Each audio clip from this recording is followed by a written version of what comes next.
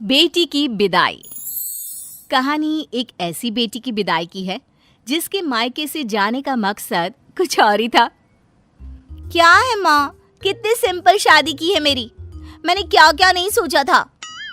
अरे बेटा, कैसे तेरी शादी धूमधाम से करती। तुझे कहा तो था कि 1 साल रुक जा, थोड़ा पैसे का इंतजाम हो जाता तो अच्छे से कर देती शादी। अभी अभी तो तेरे पिता का देहांत हुआ है। दुनिया तो बातें बना रही है कि पिता की मौत को 6 महीने नहीं हुए और बेटी को लव मैरिज करने की पड़ी है। बोलने तो जो बोलते हैं बोले, मैं किसी से नहीं डरती। अरे पर बेटा, बात तो सही है ना, कुछ दिन तो रुक जाती। वाह, क्यों रुक जाती? और मयंक को कोई और लड़की पसंद आ जाती तो क्या करते माँ, बोल। अरे पर बेटा, ऐसे डर कर क्यों रहना। अगर वो तेरे लिए 1 साल नहीं रुक सकता था तो शादी करके तो तूने बहुत बड़ी गलती की है। उफ़ो, अब बस माँ, लेक्चर कम दो ना। पापा की तबीयत काफी वक्त से खराब थी, सभी जानते थे कि उन्हें जाना है। फिर मयंक और मेरी शादी की उम्र भी तो हो रही थी। माँ क्या बोलती, बेटी से बहस करके अपना मूड खराब नहीं करना चाहती थी। मेघा के पिता का 6 महीने पहले ही देहांत हो गया था। पिता से बहुत ज्यादा प्यार करने वाले मेघा के भाई को कुछ होश ही नहीं रहता। बेटा आकाश, कब तक ऐसे पापा को याद करता रहेगा। जिंदगी में आगे बढ़ना है बेटा। हाँ, जैसे तुम और मेघा बढ़ गए। आप लोगों को तो जरा भी शर्म नहीं आई। पापा को गए अभी 1 साल भी नहीं हुआ, आप लोगों ने घर पर मंडप सजा दिया। माँ को पता था कि आकाश इस बात को 10 बार बोलता है। वो उसे समझाती भी तो क्या। बेटा, मेघा को लड़का पसंद था, फिर पापा भी तो मेघा की शादी को लेकर चिंता किया करते थे ना। और देख, मयंक है भी कितना अच्छा लड़का। दहेज में 1 पैसा नहीं लिया और शादी भी कितनी सिंपल थी।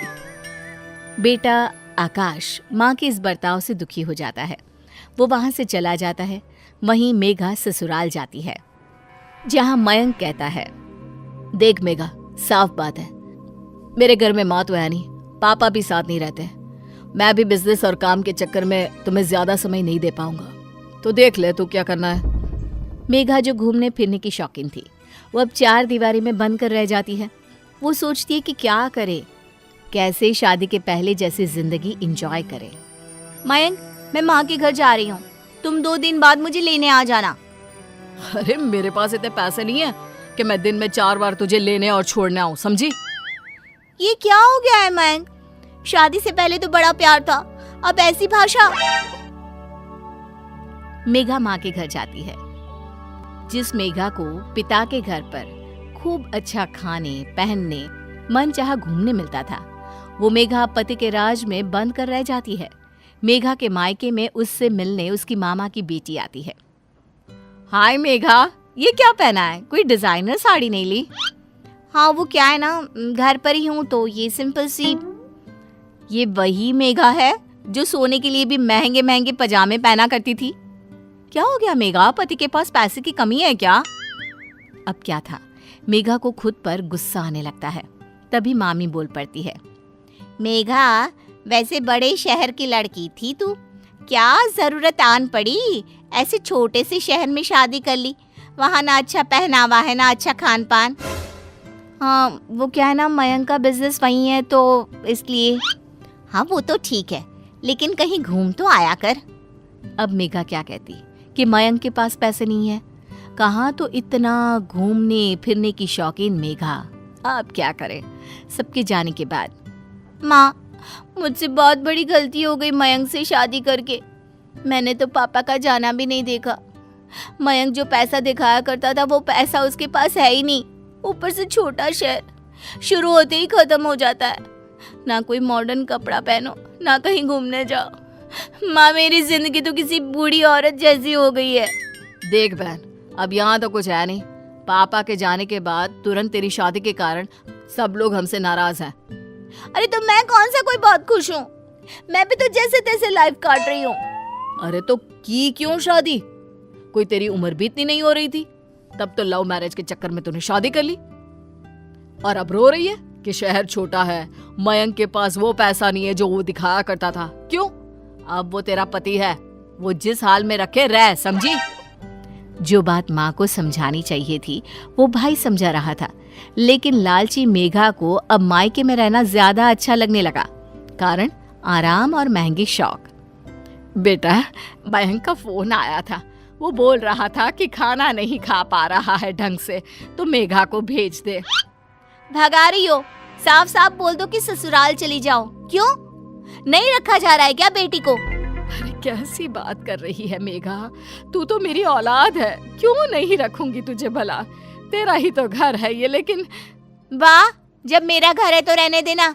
वैसे भी कौन सी पापा की नाक रही है कि बेटी शादी के बाद मायके में आ पड़े तो कट जाएगी। तभी भाई आता है। देख मेघा, बहुत हो गया तेरा। जिंदगी कोई खेल नहीं है जो तू जैसी मर्जी वैसे करे। किसी के घर की बहू बनकर गई है तो वहाँ की भी निभानी है ना।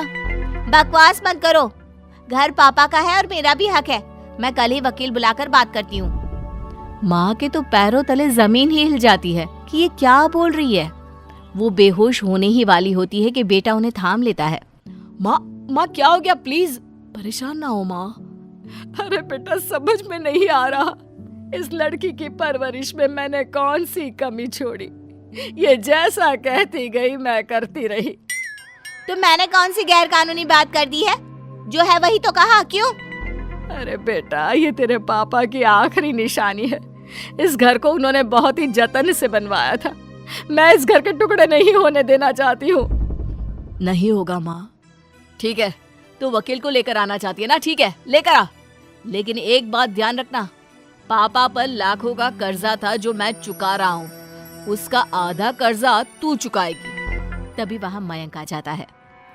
मेघा, मैं दूसरी शादी कर रहा हूँ। आए दिन तुम मायके में पड़ी रहती हो। मेरे घर को तुम्हारी जरूरत है, लेकिन नहीं, तुम्हें तो अपने घर और परिवार से ज्यादा जरूरी बड़ा शहर पसंद है। वैसे तुमको ना ये बात शादी से पहले सोचनी चाहिए थी, लेकिन कोई ना। मेघा को समझ में नहीं आता कि ये क्या हो गया। कहाँ तो उसने एक ऐश की जिंदगी सोची थी, लेकिन हाय रे, ये क्या हो गया। नहीं प्लीज, आप लोग ऐसी बात ना करो। मैं कहाँ से पापा का कर्जा भरूंगी? मयंक, तुम दूसरी शादी क्यों कर रहे हो? मैं घर चलती हूँ, मुझे माफ कर दो। माँ, मेरी विदाई कर दो।